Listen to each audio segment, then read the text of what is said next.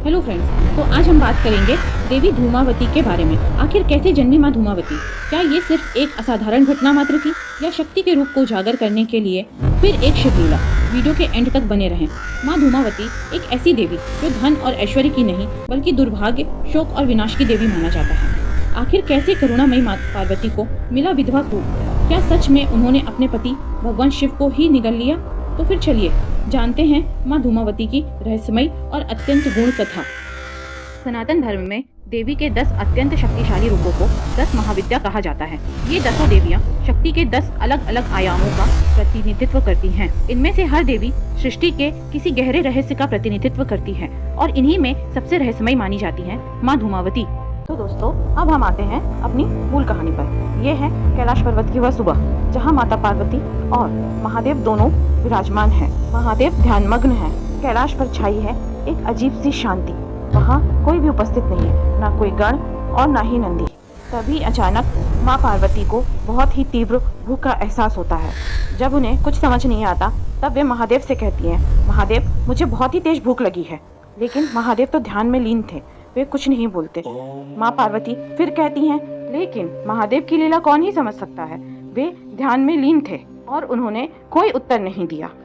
तब माता पार्वती भूख की वजह से इतनी व्याकुल हो जाती हैं कि उन्हें बहुत ही ज्यादा क्रोध भी आ जाता है। तब माँ पार्वती की भूख और क्रोध की व्याकुलता में जो हुआ उसका तो स्वयं महादेव भी अंदाजा नहीं लगा सकते थे।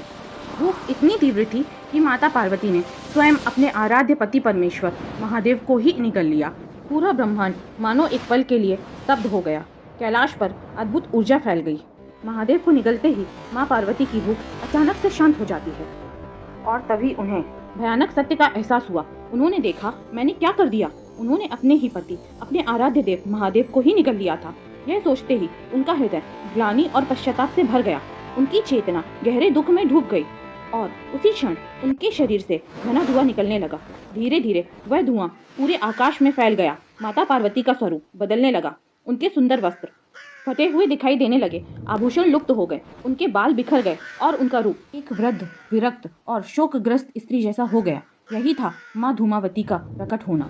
उस धुएं के बीच से भगवान शिव पुनः प्रकट हुए। उन्होंने माता पार्वती को देखा। अब उनका रूप पूर्णतः बदल चुका था। महादेव बोले, देवी तुमने अपने ही पति को निगल लिया है, इसलिए अब तुम्हें विधवा रूप में रहना होगा। तब माता पार्वती ने वर्षों तक घोर तप किया। उनकी तपस्या इतनी प्रचंड थी कि देवता भी आश्चर्यचकित हो गए।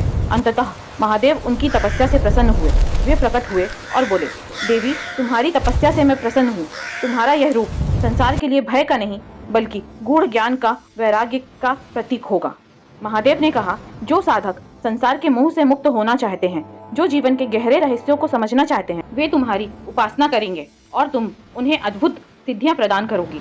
इस प्रकार माता पार्वती का यह रूप 10 महाविद्याओं में 7वां स्थान प्राप्त कर गया और वे माँ धूमावती के रूप में पूजी जाने लगी।